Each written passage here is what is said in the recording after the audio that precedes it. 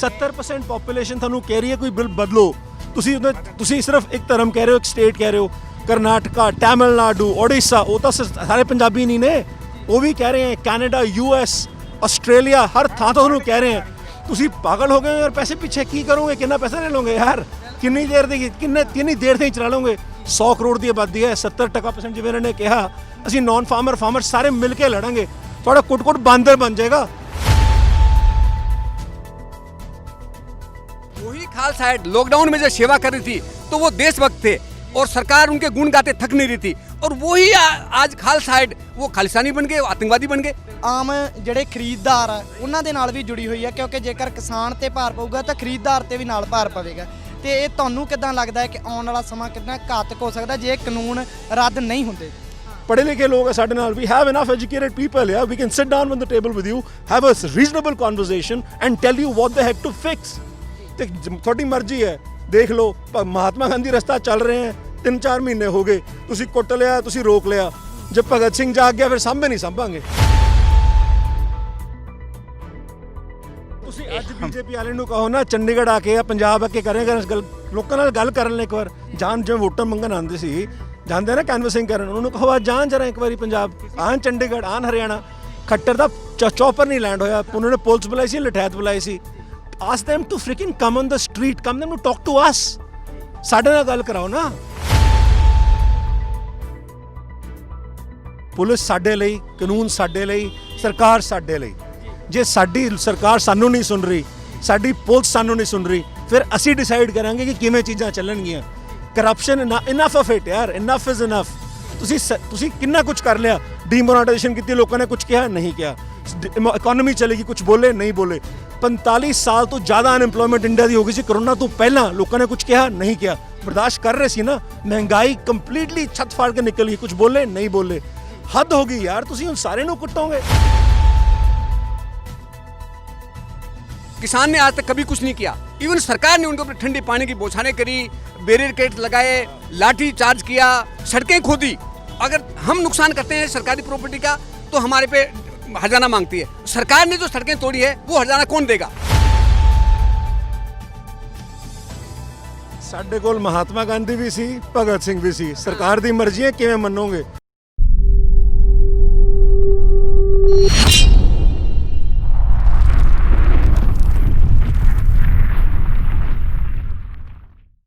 ਸਤਿ ਸ਼੍ਰੀ ਅਕਾਲ ਜੀ, ਤੁਸੀਂ GT ਰੋਡ FM ਦੇਖ ਰਹੇ ਹੋ ਤੇ ਮੈਂ ਹਾਂ ਵਰਿੰਦਰ ਔਲਖ।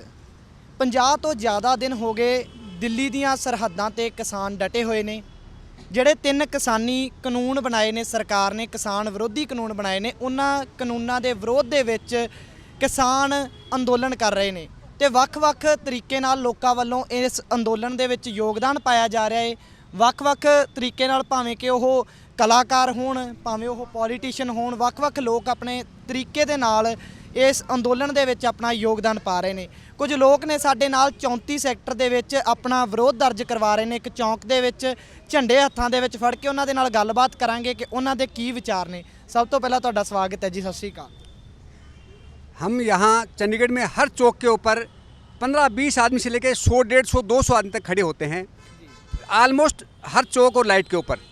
और हमें कम से कम 1 महीने से ज़्यादा टाइम हो गया है। हम किसानों के साथ तन मन धन से खड़े हैं। हम सब लोग यहाँ जितने हैं सब वहाँ बागा बॉर्डर, वहाँ सिंगू बॉर्डर और टीकरी बॉर्डर सब जाके आए हैं। हम झंडे वगैरह हमारे आर्थिक सहयोग इकट्ठा करके वैसे बना रहे हैं, गाड़ियों पे स्टिकर दे रहे हैं। और मतलब जितना उनके लिए, और क्योंकि ये सिर्फ मसला किसानों तक नहीं है, आम आदमी का मसला है, रोजी रोटी का मसला है। और ये जो MSP का कानून भी साथ में है, तीनों काले कानून तो है ही हैं, और MSP भी किसानों को हर हालत में मिलना चाहिए। और हम दावे से कहते हैं कि सरकार को हर हालत में झुकना पड़ेगा और किसानों की बात माननी पड़ेगी। और ये देश के हर आम आदमी के जीने मरने का सवाल है। और इसीलिए यहाँ आप यहाँ नहीं देख रहे, हम 36 वाले चौक पे खड़े होते, वहाँ 4-5 साल से लेके बच्चे और 80 साल तक के लेडीज़ तक मतलब डेमोस्ट्रेशन में खड़े होते हैं। मतलब ये हर घर में, कुछ लोग नहीं आ पाते अलग बात है, लेकिन हर आदमी, इवन कोई कहीं सर्विस कर रहा है, उसकी जिम्मेदारी है। मान लो कि मैं ड्यूटी ड्रेस में हूँ, मैं नहीं आ सकता, अंदर से हर आदमी जो है इसके तन मन धन से किसानों के साथ है।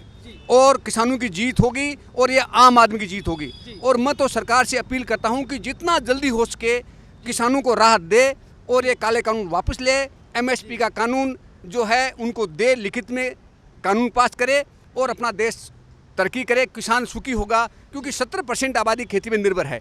70% आदमी जब बर्बाद हो जाएगा तो देश का क्या होगा, तरक्की कैसी हो सकती है।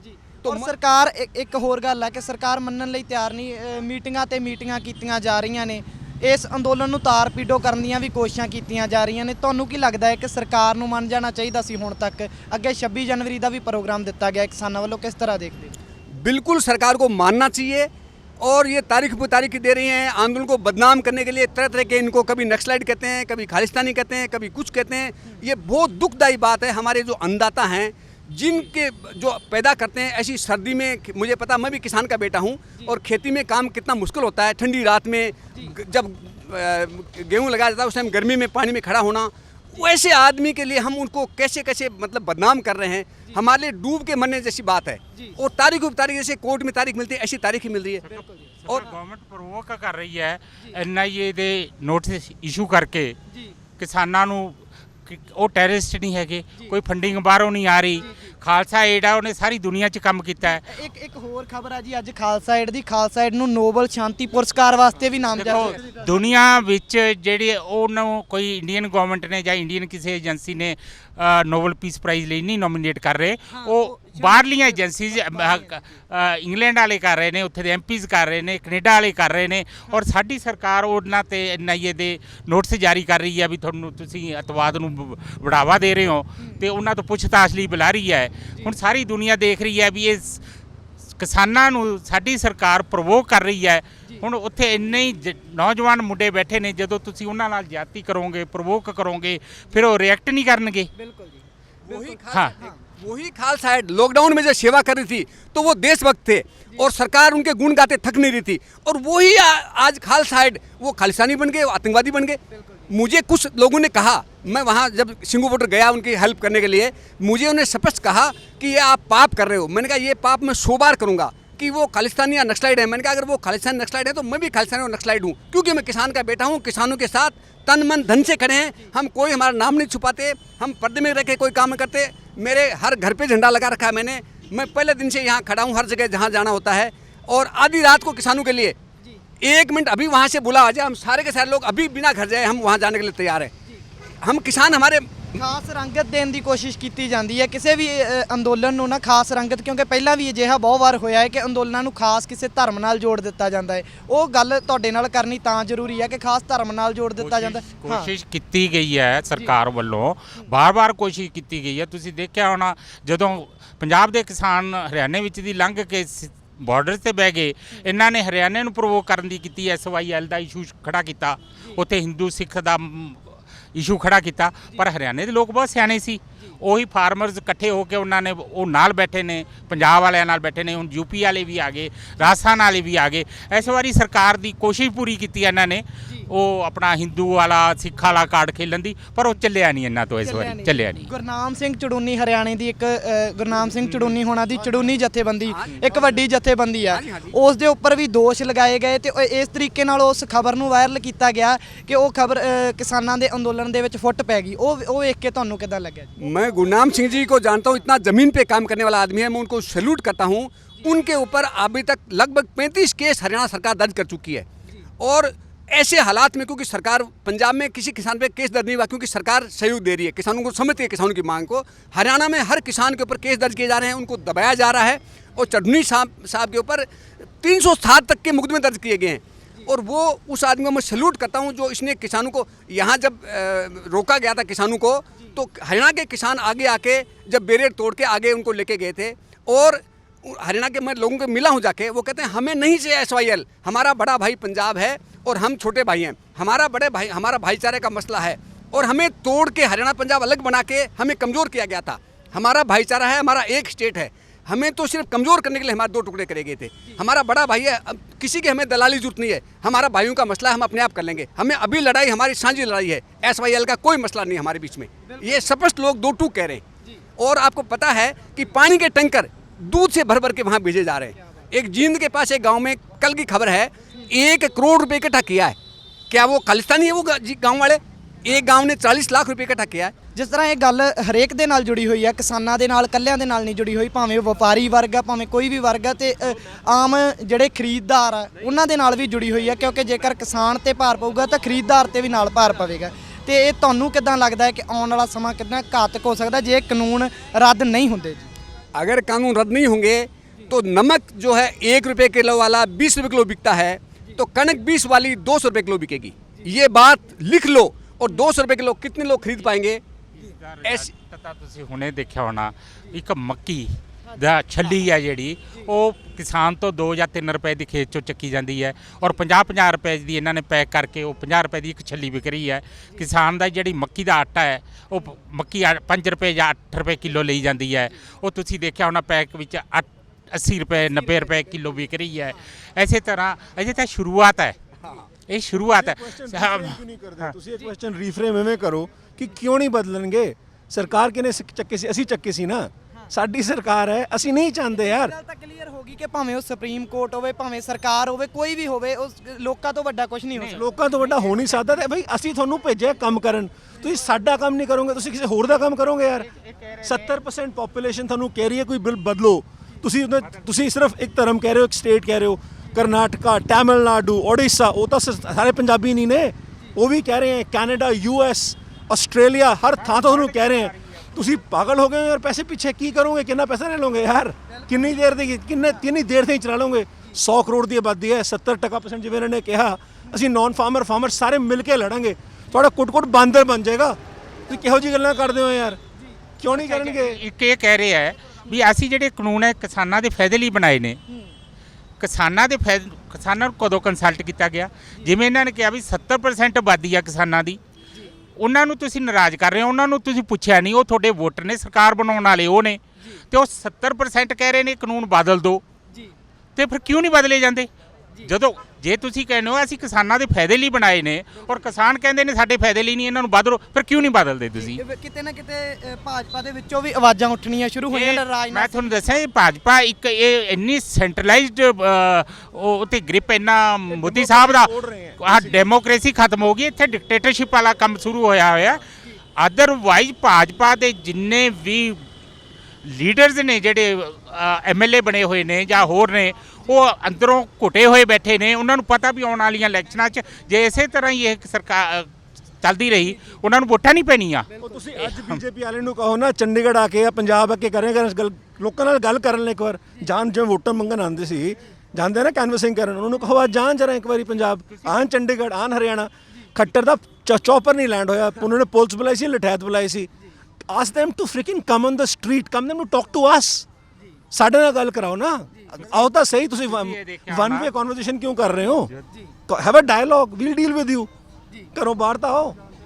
ਜਦੋਂ ਦਾ ਇਹ ਐਜੀਟੇਸ਼ਨ ਚੱਲਿਆ, ਤੁਸੀਂ ਦੇਖਿਆ ਹੋਣਾ ਪੰਜਾਬ ਦੇ ਵਿੱਚ ਔਰ ਹਰਿਆਣੇ ਦੇ ਵਿੱਚ, ਜਿਹੜੇ ਇਹਨਾਂ ਦੇ MLA MP ਘਰਾਂ 'ਚ ਬਹਿ ਗਏ ਨੇ, ਬਾਹਰ ਨਹੀਂ ਨਿਕਲ ਰਹੇ, ਕੌਂਸਟੀਚੁਐਂਸੀ 'ਚ ਨਹੀਂ ਜਾ ਰਹੇ, ਪਿੰਡਾਂ 'ਚ ਨਹੀਂ ਜਾ ਰਹੇ। ਕਿਉਂ ਨਹੀਂ ਜਾ ਰਹੇ? ਜੋ ਮਾਸ ਲੀਡਰਸ ਨੇ ਡਰਦੇ ਮਾਰੇ ਕਿਉਂ ਘਰ 'ਚ ਬੈਠੇ ਨੇ? ਉਹਨਾਂ ਨੂੰ ਪਤਾ ਹੈ ਵੀ ਲੋਕ ਉਹਨਾਂ ਦਾ ਵਿਰੋਧ ਕਰ ਰਹੇ ਨੇ, ਸਾਰੇ ਘਰਾਂ 'ਚ ਜਾ ਕੇ ਬਹਿ ਗਏ ਨੇ ਜਾਂ ਦਿੱਲੀ ਬੈਠੇ ਨੇ। ਜੇ ਇੰਨੇ ਪਪੂਲਰ ਲੀਡਰ ਨੇ, ਇਹਨਾਂ ਦੇ ਮਗਰ ਮਾਸੀਜ਼ ਹੈਗੀਆਂ ਨੇ, ਜਾ ਕੇ ਪਿੰਡਾਂ 'ਚ ਜਾਣ ਜਾਂ ਜਾ ਕੇ ਫੇਸ ਕਰਨ ਲੋਕਾਂ ਨੂੰ, ਨਹੀਂ ਕਰ ਰਹੇ। ਔਰ ਇੱਕ ਅੱਜ ਸੁਪਰੀਮ ਕੋਰਟ ਦੀ ਸੁਣਵਾਈ ਸੀ ਪਟੀਸ਼ਨ ਦੇ ਉੱਪਰ, ਉਹਦੇ ਵਿੱਚ ਇਹ ਕਿਹਾ ਗਿਆ ਹੈ ਕਿ ਹੁਣ ਇਹ ਫੈਸਲਾ ਦਿੱਲੀ ਪੁਲਿਸ ਕਰੂਗੀ ਕਿ ਕਿਸਾਨਾਂ ਦੀ ਟਰੈਕਟਰ ਪਰੇਡ ਹੋਏਗੀ ਜਾਂ ਨਹੀਂ ਹੋਏਗੀ। ਇਹ ਸਾਰਾ ਮਸਲਾ ਹੁਣ ਦਿੱਲੀ ਪੁਲਿਸ ਤੇ ਛੱਡ ਦਿੱਤਾ ਗਿਆ। ਸਰ, ਡੈਮੋਕ੍ਰੇਸੀ ਦਾ ਰੂਲ ਹੁੰਦਾ ਹੈ, ਪੁਲਿਸ ਸਾਡੇ ਲਈ, ਕਾਨੂੰਨ ਸਾਡੇ ਲਈ, ਸਰਕਾਰ ਸਾਡੇ ਲਈ। ਜੇ ਸਾਡੀ ਸਰਕਾਰ ਸਾਨੂੰ ਨਹੀਂ ਸੁਣ ਰਹੀ, ਸਾਡੀ ਪੁਲਿਸ ਸਾਨੂੰ ਨਹੀਂ ਸੁਣ ਰਹੀ, ਫਿਰ ਅਸੀਂ ਡਿਸਾਈਡ ਕਰਾਂਗੇ ਕਿ ਕਿਵੇਂ ਚੀਜ਼ਾਂ ਚੱਲਣਗੀਆਂ। ਕਰਪਸ਼ਨ ਇਨਫ ਆਫ ਇਟ ਯਾਰ, ਇਨਫ ਇਜ਼ ਇਨਫ। ਤੁਸੀਂ ਕਿੰਨਾ ਕੁਝ ਕਰ ਲਿਆ, ਡੀਮੋਨੇਟਾਈਜੇਸ਼ਨ ਕੀਤੀ, ਲੋਕਾਂ ਨੇ ਕੁਝ ਕਿਹਾ ਨਹੀਂ ਕਿਹਾ, ਇਕਨੋਮੀ ਚਲੇਗੀ, ਕੁਝ ਬੋਲੇ ਨਹੀਂ ਬੋਲੇ। 45 ਸਾਲ ਤੋਂ ਜ਼ਿਆਦਾ ਅਨਐਮਪਲੋਇਮੈਂਟ ਇੰਡੀਆ ਦੀ ਹੋ ਗਈ ਸੀ ਕਰੋਨਾ ਤੋਂ ਪਹਿਲਾਂ, ਲੋਕਾਂ ਨੇ ਕੁਝ ਕਿਹਾ ਨਹੀਂ ਕਿਹਾ, ਬਰਦਾਸ਼ਤ ਕਰ ਰਹੇ ਸੀ ਨਾ। ਮਹਿੰਗਾਈ ਕੰਪਲੀਟਲੀ ਛੱਤ ਫਾੜ ਕੇ ਨਿਕਲ ਗਈ, ਕੁਝ ਬੋਲੇ ਨਹੀਂ ਬੋਲੇ। ਹੱਦ ਹੋ ਗਈ ਯਾਰ, ਤੁਸੀਂ ਹੁਣ ਸਾਰੇ ਨੂੰ ਕੁੱਟੋਗੇ 2 ਫੈਮਿਲੀਜ਼ ਕਾਰਨ? ਕਿਉਂ ਯਾਰ? ਅਡਾਨੀ ਦੀ ਜਿਹੜੀ ਰੈਵਨਿਊ ਹੈ ਉਹ ਡਬਲ ਹੋਈ ਹੈ 6 ਸਾਲਾਂ 'ਚ, ਇਕਨੋਮੀ 24% ਥੱਲੇ ਗਈ। ਅੰਬਾਨੀ ਦੀ ਰੈਵਨਿਊ 25% ਇਨਕਰੀਜ਼ ਹੋਈ, $75 ਬਿਲੀਅਨ ਤੇ ਬੈਠਾ ਹੈ ਉਹ। ਕਿਵੇਂ ਕਰ ਸਕਦੇ ਹੋ ਯਾਰ ਤੁਸੀਂ ਆਮ ਸਮਾਲ ਬਿਜ਼ਨਸ ਤੋਂ ਪੁੱਛੋ। ਬਿਲਕੁਲ। ਇੱਕ ਹੋਰ ਇੱਥੇ ਕਿਸਾਨ ਮੋਰਚੇ ਦੇ ਵਿੱਚ ਇੱਕ ਫੈਸਲਾ ਕੀਤਾ ਗਿਆ ਸੀ ਕਿ ਬਹਿਸ਼ਕਾਰ ਨੂੰ ਵੀ ਵਧਾਵਾ ਦਿੱਤਾ ਜਾਵੇ, ਉਹਨਾਂ ਦੀਆਂ ਚੀਜ਼ਾਂ ਦਾ ਬਹਿਸ਼ਕਾਰ ਕੀਤਾ ਜਾਵੇ। ਇਹਨੂੰ ਕਿਸ ਤਰ੍ਹਾਂ ਦੇਖਦੇ ਹੋ ਤੁਸੀਂ? ਬਿਲਕੁਲ ਕਰਨਾ ਚਾਹੀਦਾ। Hit them where it hurts। ਜਿੰਨੇ ਵੀ ਇਹਨਾਂ ਦੇ ਐਂਟਰਪ੍ਰਾਈਜ਼ਸ ਨੇ stop buying from them, completely boycott them, because ਇਹਨਾਂ ਨੂੰ ਤੁਸੀਂ ਜਿੰਨਾ ਪੈਸਾ ਇਹਨਾਂ ਨੂੰ ਦੇ ਰਹੇ ਹੋ ਉਹ ਪੈਸਾ ਐਮਐਲਏ ਖਰੀਦਣ ਨੂੰ ਲਾ ਰਹੇ ਹੈ। Why should they be paid? Why from our salary ਯਾਰ? Why from our taxes? Taxpayer ਤੁਸੀਂ ਕੁੱਟਦੇ ਹੋ, ਕਿਸਾਨ ਤੁਸੀਂ ਕੁੱਟਦੇ ਹੋ, 2 ਫੈਮਿਲੀ ਲਈ ਤੁਸੀਂ ਨੌਕਰੀ ਕਰਦੇ ਹੋ, ਵੋਟਾਂ ਸਾਡੇ ਤੋਂ ਮੰਗਦੇ ਹੋ। ਅਸੀਂ ਬੇਵਕੂਫ ਹਾਂ ਯਾਰ। ਬਸ ਹੋ ਗਿਆ ਯਾਰ, ਬਥੇਰਾ ਹੋ ਗਿਆ। ਕਿਸਾਨ ਆਪਣਾ ਦਿੱਲੀ ਜਾ ਸਕਦੇ ਆ, ਹੁਣ ਰਾਜਧਾਨੀ ਉਹਨਾਂ ਦੀ ਆਪਣੀ ਕੰਟਰੀ 'ਚ ਕਿਤੇ ਵੀ ਜਾ ਸਕਦੇ ਆ, ਕਿ ਉਹਨਾਂ ਨੂੰ ਕਿਸਾਨਾਂ ਨੂੰ ਕਿਉਂ ਰੋਕਦੇ ਹੋ? ਨਹੀਂ ਰੋਕਣਾ ਚਾਹੀਦਾ। ਹਾਂਜੀ, ਨਹੀਂ ਰੋਕਣਾ ਚਾਹੀਦਾ। और ਹੋਰ अखीर आंदोलन जो है ये राष्ट्रीय लेवल का है। इसका एक आपको एग्जांपल देता हूँ। मैं सारा सोशल मीडिया पे खूब एक्टिव रहता हूँ। पंजाब इसको कहते हैं, तो सिर्फ पंजाब वालों का आंदोलन है। राजस्थान, यूपी वाले, उड़ीसा से कल एक बस चल के आई है, उसको झारखंड में नहीं, आंध्रा से भी, उड़ीसा से भी आई है, उसको झारखंड में उसको 15 जगह उसको स्वागत किया गया। 15 जगह उस बस का, सिर्फ झारखंड में। और मैं इसमें और चीज़ बता दूँ कि राजस्थान वगैरह में, यूपी में लोग पंजाबी सीखने की कोशिश कर रहे हैं, क्योंकि कुछ यहाँ के जैसे जो पंजाबी चैनल हैं या जो लोग पंजाबी बोलते हैं वो कहते हैं हम चीज़ को समझें, पंजाबी सीख रहे हैं। पंजाब वाले जो लोग, जो वहाँ वाले जो हिंदी में बोलते हैं या लिखते हैं, पंजाब वाले लोग हिंदी सीख रहे हैं। इसको आप क्या कहोगे? नेशनल लेवल की बात कहोगे, नहीं कहोगे?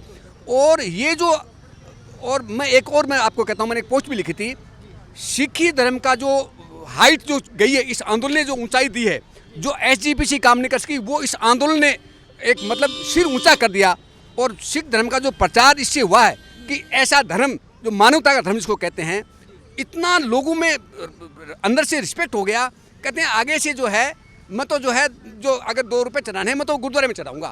मैं ऐसे कितने लोगों से मिला हूँ जाके फील्ड में जाके।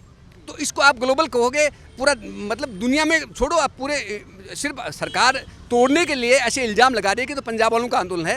पंजाब का नहीं है, पूरे देश का आंदोलन है। वो अलग बात है, तमिलनाडु दूर है, वो नहीं आ पा रहे। आंध्रा के अंदर रजिस्ट्रेशन चल रहे हैं, केरला में चल रहे, केरला के लोग वहाँ शांजापुर बॉर्डर पे आए बैठे हैं, मैं जाके आया हूँ। और महाराष्ट्र से लोग आए बैठे हैं, दूर वाले नहीं आ सकते, बाकी सब लोग आ रहे हैं। अब ये सोचो। ਔਰ ਅਖੀਰ ਦੇ ਵਿੱਚ ਤੁਸੀਂ ਸਾਡੇ ਦੇਖਣ ਵਾਲੇ ਦਰਸ਼ਕਾਂ ਨੂੰ ਕੋਈ ਸੁਨੇਹਾ ਦੇਣਾ ਚਾਹੁੰਦੇ ਹੋਵੋ, ਕਿਉਂਕਿ 26 ਤਰੀਕ ਦਾ ਜਿਹੜਾ ਮਾਰਚ ਦਾ, ਟਰੈਕਟਰ ਮਾਰਚ ਦਾ ਜਿਹੜਾ ਪ੍ਰੋਗਰਾਮ ਕਿਸਾਨ ਜਥੇਬੰਦੀਆਂ ਵੱਲੋਂ ਦਿੱਤਾ ਗਿਆ, ਉਸ ਨੂੰ ਕਿਸ ਤਰ੍ਹਾਂ ਤੁਸੀਂ ਹੁੰਗਾਰਾ ਦੇ ਰਹੇ ਹੋ, ਕਿਸ ਤਰ੍ਹਾਂ ਉਹਨੂੰ ਤੁਸੀਂ ਉਸ ਦਾ साथ दे रहे हो, तुसी किसान आंदोलन दे विच किस तरह साथ दे रहे हो, तो 26 तरीक के प्रोग्राम नु किस तरह? बिल्कुल हम जाएंगे और मार्च होना चाहिए। और क्योंकि यह आंदोलन शांतिपूर्ण है और डेमोक्रेसी के अंदर शांतिप्रिय आंदोलन करने का हर किसी को अधिकार है, हमारा संविधान अधिकार देता है। और आज़ादी के टाइम महात्मा गांधी जी ने भी जो है सत्याग्रह जो किया था, इवन सुप्रीम कोर्ट ने भी बोला है कि शांतिप्रिय आंदोलन है। किसान ने आज तक कभी कुछ नहीं किया। इवन सरकार ने उनके ऊपर ठंडे पानी की बौछारें करी, बैरिकेड लगाए, लाठी चार्ज किया, सड़कें खोदी। अगर हम नुकसान करते हैं सरकारी प्रॉपर्टी का तो हमारे पे हर्जाना मांगती है। सरकार ने जो सड़कें तोड़ी है वो हर्जाना कौन देगा? वो सरकार से मांगना चाहिए। जिसके ऑर्डर से सड़कें खोदी गई वो पैसा उससे वसूल करो। जब आम आदमी के साथ कानून लागू होता है तो सरकार के ऊपर वो कानून लागू क्यों नहीं होता?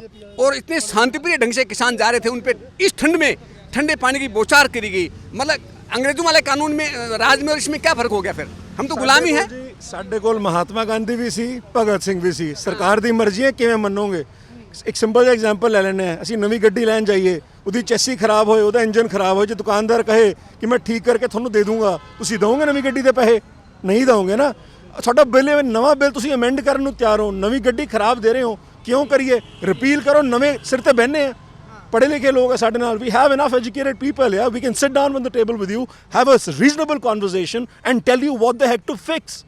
ਤੇ ਤੁਹਾਡੀ ਮਰਜ਼ੀ ਹੈ, ਦੇਖ ਲਓ। ਮਹਾਤਮਾ ਗਾਂਧੀ ਰਸਤਾ ਚੱਲ ਰਹੇ ਹੈ, 3-4 ਮਹੀਨੇ ਹੋ ਗਏ, ਤੁਸੀਂ ਕੁੱਟ ਲਿਆ, ਤੁਸੀਂ ਰੋਕ ਲਿਆ।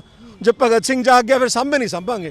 ਇੱਥੇ ਵੀ ਇੱਕ ਦੁਵਿਧਾ ਸੀਗੀ ਕਿ ਕੁਝ ਕਿਸਾਨ ਆਗੂਆਂ ਵੱਲੋਂ ਕਿਹਾ ਗਿਆ ਹੈ ਕਿ ਅਸੀਂ ਰੋਕਾਂ ਤੋੜਨੀਆਂ ਨਹੀਂ, ਬਿਲਕੁਲ ਸ਼ਾਂਤੀਪੂਰਨ ਰਹਿਣਾ ਹੈ। ਕੁਝ ਜਥੇਬੰਦੀਆਂ ਵੱਲੋਂ ਇਹ ਕਿਹਾ ਗਿਆ ਕਿ ਜੇਕਰ ਰੋਕਾਂ ਲਗਾਈਆਂ ਗਈਆਂ ਤਾਂ ਉਹਨਾਂ ਨੂੰ ਅਸੀਂ ਤੋੜਾਂਗੇ। ਕਿਤੇ ਨਾ ਕਿਤੇ ਕਿਸਾਨ ਜਥੇਬੰਦੀਆਂ ਦੇ ਵਿੱਚ ਵੀ ਸਰਕਾਰ ਦੀ ਮਰਜ਼ੀ ਹੈ ਜੀ, ਸਰਕਾਰ ਕੋਲ ਚੋਇਸ ਹੈ। ਅਸੀਂ ਹੱਥ ਜੋੜ ਖੜੇ ਹਾਂ, ਹਜੇ ਤਾਈਂ ਹੱਥ ਬੰਨੇ ਹੋਏ, ਸਾਰੇ ਨੇ ਹੱਥ ਜੋੜ ਕੇ ਖੜੇ ਹਾਂ, ਕੋਈ ਰੌਲਾ ਨਹੀਂ ਪਾ ਰਹੇ। ਤੁਸੀਂ ਉਹ ਵੀ ਦੇਖ ਲਓ, ਸਾਰੇ ਕਿੰਨੇ ਬੰਦੇ ਜਿਹੜੇ ਚੌਂਕ ਤੇ ਖੜੇ, ਅਸੀਂ ਚੁੱਪਚਾਪ ਖੜੇ ਹਾਂ। ਬਟ ਤੁਹਾਡੀ ਮਰਜ਼ੀ ਹੈ ਯਾਰ, ਜੇ ਧੱਕਾ ਦੇ ਕੇ ਇੱਕ ਹੱਦ ਤੱਕ ਧੱਕਾ ਮਜੂਬ ਬੰਦਾ ਕਹਿੰਦਾ ਚੱਲ ਕਰ ਲੈ, ਪਰ ਉਹਦੇ ਬਾਅਦ ਤਾਂ ਯਾਰ ਫਿਰ ਰੋਟੀ ਦੀ ਗੱਲ ਆ ਗਈ ਨਾ, ਹੈ ਨਾ। ਸੋ ਇਹ ਕੁਝ ਲੋਕ ਸਨ ਜਿਨ੍ਹਾਂ ਦੇ ਆਪਣੇ ਜਜ਼ਬਾਤ ਨੇ ਕਿ ਜੇਕਰ ਸਰਕਾਰ ਜਿਹੜੇ ਵੀ ਤਰੀਕੇ ਨਾਲ ਮੰਨਣਾ ਚਾਹੁੰਦੀ ਆ ਉਹੀ ਤਰੀਕਾ ਅਸੀਂ ਵਰਤਣ ਨੂੰ ਤਿਆਰ ਹਾਂ। 26 ਤਰੀਕ ਦੇ ਵਾਸਤੇ ਪੂਰੀ ਤਰ੍ਹਾਂ ਤਿਆਰੀਆਂ ਕੀਤੀਆਂ ਜਾ ਰਹੀਆਂ ਨੇ। ਇਸੇ ਤਰ੍ਹਾਂ ਤੁਹਾਨੂੰ ਹੋਰ ਵੀ ਖਬਰਾਂ ਦਿਖਾਉਂਦੇ ਰਵਾਂਗੇ। ਲਗਾਤਾਰ ਅਸੀਂ ਇਸ ਮਸਲੇ ਦੇ ਉੱਪਰ ਆਪਣੀ ਕਵਰੇਜ ਕਰ ਰਹੇ ਹਾਂ। ਤੁਸੀਂ ਦੇਖਦੇ ਰਹੋ GT ਰੋਡ FM। ਕੈਮਰਾਮੈਨ ਨਿੱਕੂ ਸਿੰਘ ਦੇ ਨਾਲ ਮੈਂ Varinder Aulakh, GT road FM।